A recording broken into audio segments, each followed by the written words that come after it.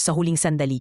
Pagkatapos nito, pinagalitan ni Finch si Jeff at inutusan siyang ibalik ang RV. Ngunit nauwi ito sa pagbabangga sa haligi ng restaurant. Galit na galit si Finch, kaya inilagay niya ang kanyang kamay sa ilalim ng sikat ng araw sa loob ng ilang segundo upang ipakita kung gaano ito kasakit. Sinigawan din niya si Jeff, sinabing kailangan na nitong mature, at pinaalalahanan siyang ang pangunahing tungkulin niya ay alagaan si Goodyear. Pagbalik nila sa biyahe, napansin ni Finch na tahimik at malungkot si Jeff, kaya nagpasya siyang bigyan ito ng pagkakataon at turuan siyang magmaneho ng maayos. Sa simula ay clumsy si Jeff at nababangga ang ilang mababatong bahagi ng daan. Ngunit kalaunan ay natutunan din niya at nakapagmamaneho na ng maayos.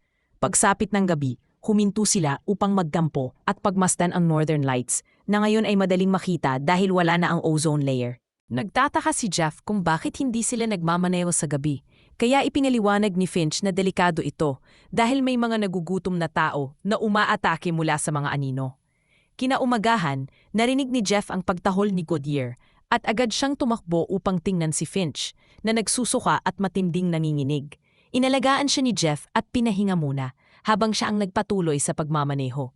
Alaunan, nakarating sila sa isa pang lusod. Kaya hiniling ni Jeff kay Goodyear na manatili kay Finch habang siya at si Dewey ay lalabas upang maghanap ng mga supply. Pumasok sila sa isang ospital at naghanap, ngunit kakaunti lang ang makukuha roon. Kaya inutusan ni Jeff si Dewey na bantayan ang pasukan habang siya naman ay maghahalughog sa itaas na palapag. Hindi nila napansin na may isang taong nagmamasid mula sa mga anino.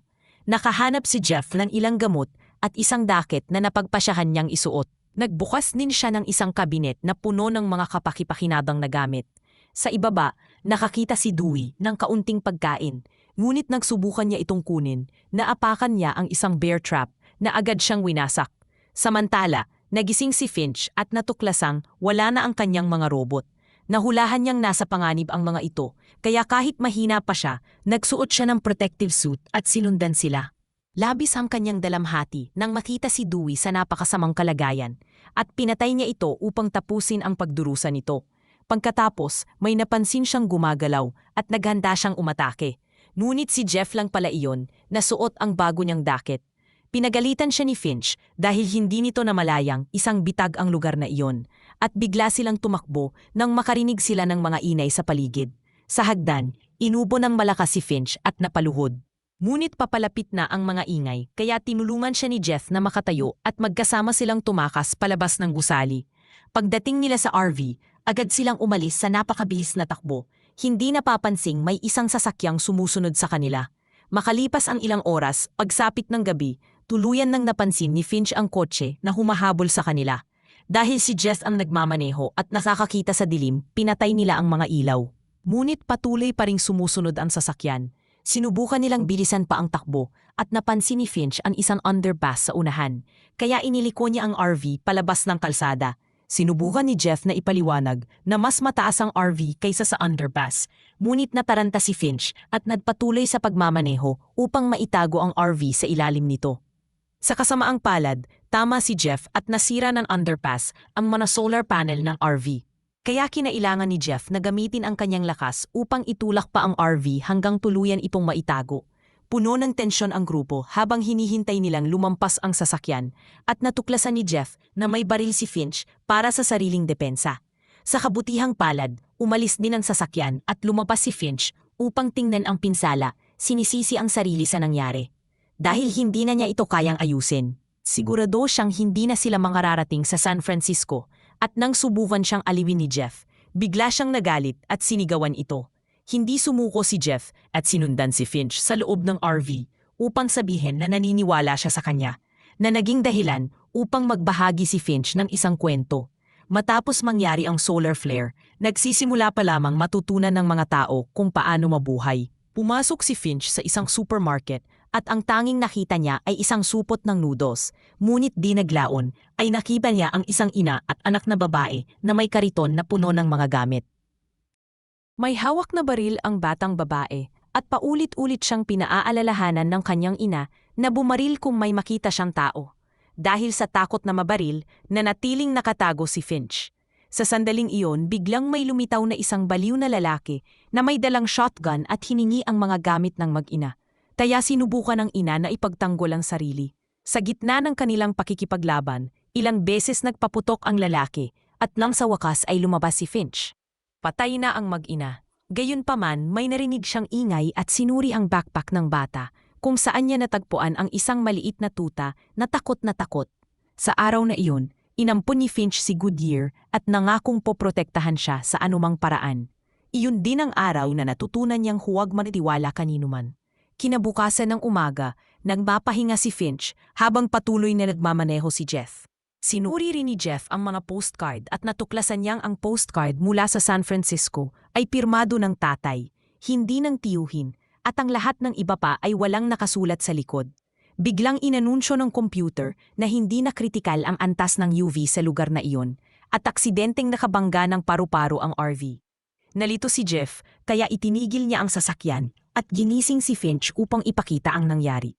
Sa pagkagulat, inilabas ni Finch ang kanyang kamay. Ngunit hindi ito nasunog, agad siyang lumabas at tuwang-tuwa niyang muling naranasan ang init ng araw. Nagulat din siya nang makakita ng mas maraming paru-paro at maging isang bulaklak sa malapit. Makalipas ang ilang oras ng kanilang paglalakbay, napansin nilang maraming halaman ang tumutubo sa paligid. Bilang pagdiriwang, isinuot ni Finch ang kanyang magandang suit at huminto sila upang mag-picnic sa ilalim ng araw. Inamin ni Jeff na nakita niya ang grupo sa tulay noong nakaraang gabi, na ikinatuwa ni Finch dahil nangangahulugan itong nananaginip na si Jeff. Pagkatapos nito, tinanong ni Jeff kung bakit nagsinumaling si Finch tungkol sa postcard. Kaya nagbahagi si Finch ng panibagong kwento. Noong bata pa siya, sinabi ng kanyang ina na may dugong Viking ang kanyang ama at ipinakita ni Finch kay Jeff ang larawan ng isang Viking funeral. Umalis ang kanyang ama bago pa man ipanganak si Finch dahil isa itong inhinyero na gumagawa ng mga tulay at madalas gumiyahe para sa mga kontrata. Wala siyang naging ugnayan sa kanyang ama hanggang sa ika-15 niyang kaarawan nang bigla siyang makatanggap ng postcard.